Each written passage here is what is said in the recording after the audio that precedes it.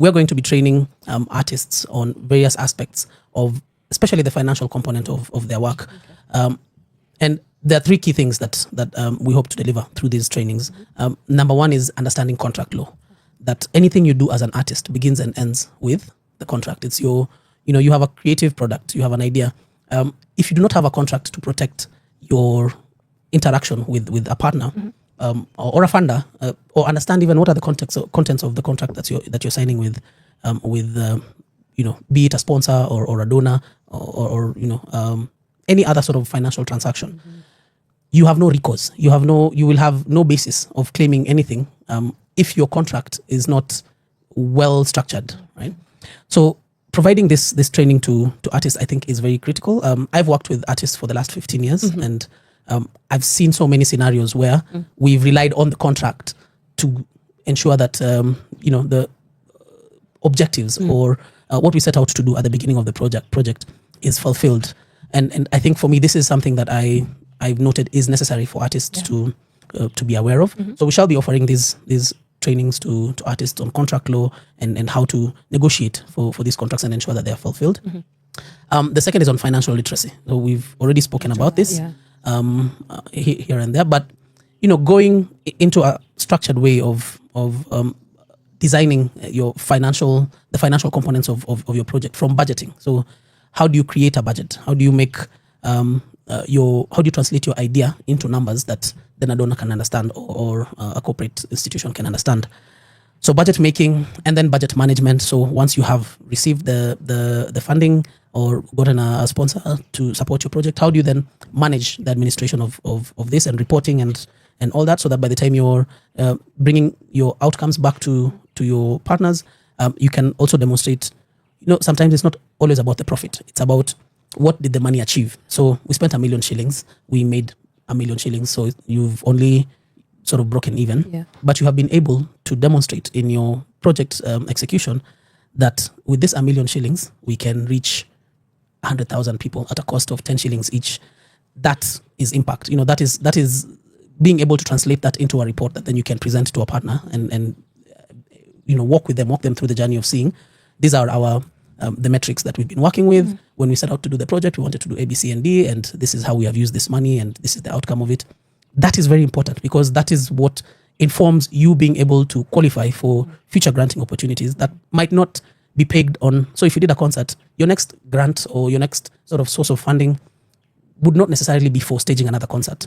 It should be for something else, because from that activity, you should be able to demonstrate that there is X, Y, Z that you have learned, or there is, this is an outcome that you can measure and quantify and say that, we, in delivering this project, this is what we achieved or accomplished. And then that informs the next phase of your organizational growth, right? So that, I think, is also something within the financial literacy component of what we're offering to artists that is very critical for them to understand.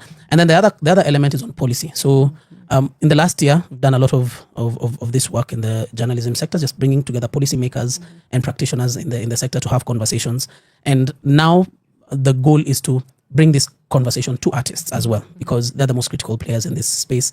And especially with the Creative Economy Support Bill that is coming into force, I hope. We hope. We hope and pray. Yes. But just looking at what's the policy environment that we are working with, and how can you as an artist benefit from that policy environment? For example, I know the Kenya Film Commission has been offering a lot of incentives for filmmakers, especially collaborations between Kenyan and other countries where we have co-production agreements. These are opportunities for people who are working in the film space in Kenya to earn incredible benefits in terms of tax deductions, in terms of import exemptions. So if you're bringing in camera equipment or production equipment like what you have here, there is a policy framework that allows you to be able to import this equipment at almost no tax at all and save a lot of money in your project. But a lot of artists working in this space do not have this knowledge or do not exploit these opportunities, because when you speak to the government agencies that are mandated to handle these, implement the policies, they say the uptake is low. Like no one comes, no one bothers. Of course, there's the other side of the problem, which they have so much paperwork and it's can get very frustrating. Yeah. But that is not to say that there are opportunities. There are ways through which, if more artists understood and put in more effort into exploiting these policy frameworks that favor the creative sector, there can be a lot of gains to be made as well, and a lot of growth in the space. So I think these are the 3 areas that we have identified and that we are going to be implementing. Very soon we shall be, and I hope you'll invite me here again to come and share it. But Yes. So through one of the universities, we have designed a short course, a training curriculum that we shall be offering up to artists to sign up for. And I think I will also share one training platform by one of the partners that I work with here in Nairobi. It's called the So Creative e-learning platform. So this is a self-paced learning program, which you as an artist you'll just put the link, like go on a link and sign yourself in and start taking. There are about 12 modules that you need to go through. Starts with marketing and then goes to business administration. There's in total about 12 modules, if I'm not mistaken, that take you through the process of how to run a creative enterprise sustainably.